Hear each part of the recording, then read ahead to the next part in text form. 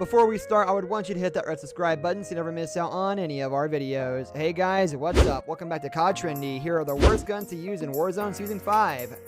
Number 10, Striker 45. The Striker 45 is trying so hard to be an assault rifle, but this little SMG just isn't up to the challenge. Judging from the gunsmith bar charts, you'd assume the Striker 45 outclasses its peers in both the damage and range department. However, this chart is very deceptive. Not only does this SMG have horrendous recoil, it also spews out bullets in every direction, making it extremely difficult to land any lethal hits at range. Modern Warfare's quick time to kill also doesn't seem to apply to the Striker 45, as this thing doesn't seem to be loaded with any bullets. Expect it to chew through multiple rounds and lose many gunfights whenever you have this SMG equipped. Number 9, Dragunov. Coming from Russia with love, the Dragunov has remained a decent entry point for those learning the ropes of the sniper. The semi-automatic nature of the sniper rifle makes landing follow-up shots easy, allowing for a more forgiving playstyle when compared to the bolt-action playstyle of the HDR and AX50. Having the ability to land multiple shots might seem like a decent idea at first, but if you're running around with a sniper, you might as well pick something that can actually kill in one hit. After all, there's nothing worse than landing well-timed body shots and only getting hit markers. The Dragunov has the lowest damage profile out of all the snipers in the game, so it's best to simply avoid the sniper rifle at all costs. Number 8, FAL. The semi-automatic assault rifle may deliver decent damage and accuracy, but the FAL is let down by its fire rate. While those with a decent trigger finger can certainly unleash a hail of bullets, it loses in the majority of matchups against its fully automatic cousins. Unless you have an incredible aim and really miss a shot, then dealing with multiple targets can also prove rather difficult.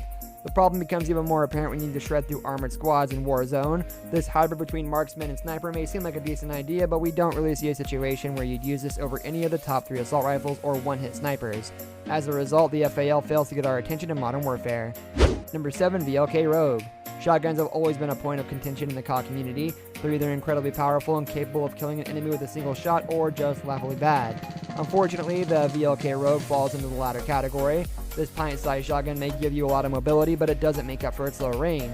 The VLK Rogue requires you to land multiple follow-up shots if you're out of its target effective 2-meter range, so it's only useful in the very intimate engagement ranges. Despite having attachments that help bolster its range and damage, it's best to simply avoid this gun and opt for something that is more reliable. Number 6, Odin. Modern Warfare and Warzone fans have often criticized this assault rifle's disappointing playstyle, especially since it has so much potential to be good. While this beefy assault rifle may be capable of dishing out some truly dizzying damage numbers, its slow rate of fire and wildly recoil leave a lot to be desired. Pulling down the trigger will send the Odin directly into the heavens above, forcing you to constantly drag down on your mouse and analog stick if you wish to remain accurate. This becomes particularly troublesome when you combine it with the Odin's slow fire rate, especially when you need to land shots in intense long-range engagements. With assault rifles like the Grau, M4A1, and CR56 AMAX delivering good damage and reliability, there is just no place for the Odin in the current meta. Number 5, MG34. Running around with salvaged World War II weapons might look and sound cool in principle, but bringing them into the modern-day firefights doesn't always guarantee success. While this iconic German LMG packs a golf ball-sized punch, its lackluster mobility and aggressive recoil can quickly leave you in the dirt. If that wasn't bad enough, the MG34 comes with a massive 8-second reload animation, so you can kiss any future kill streaks goodbye if you get caught. Modern Warfare's attachments can help to slightly alleviate this gun's past troubles, but they never managed to truly brush the dust off this 84-year-old LMG. After all, some things are best left in the past. Number 4, Crossbow. Attaching sticky explosive bolts to enemies in Warzone's pre-game lobby may be fun, but the laughter quickly grinds to a halt when you get stuck with this weapon in the early rounds. This archaic weapon, it really is a definition of a one-hit wonder, as if you miss your shot, you'll invariably be seen kicking and screaming to the gladiatorial fights of the Gulag.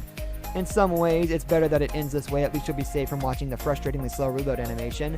To make things worse, the projectile nature of this weapon makes distance shooting extremely difficult. Number 3, MK2 Carbine. Being able to down a target with one well-placed round to the head or chest is massive, particularly if you have the Eagle Eye aim to support such a playstyle. However, Modern Warfare's standard multiplayer maps really funnel players into close-quarter engagements, leaving the MK2 Carbine in a rather niche state. Holding choke points in areas with high traffic can reward you a few kills, but we found it's almost always best to run an AR or SMG when gunning down those high kill counts. Additionally, killing armored units in Warzone can be an absolute nightmare thanks to the MK2 Carbine's lever action rounds. Having to reload partway through breaking enemy's armor is as rage-inducing as it sounds. Number 2, Holger 26. Another LMG enters our list of guns to avoid this time, but it's the Holger 26 that's on the firing line. The Holger isn't the worst gun in the game by any means, but it's not exactly great either. Like most LMGs in Modern Warfare, the Holger 26 is extremely bulky, and it's a weight that drastically lowers your mobility. Of course, this wouldn't be such a big issue if there was enough damage to compensate for this shortcoming. Infinity Ward famously tried to buff the Holger's base stats in their massive balance patch, but it still has yet to give this LMG a fighting chance. For now, though, the Holger remains an incredibly unpopular pick. Number 1, X16. Infinity Ward wouldn't have us drop into each game of Warzone with this pitiful pistol if they thought it was good.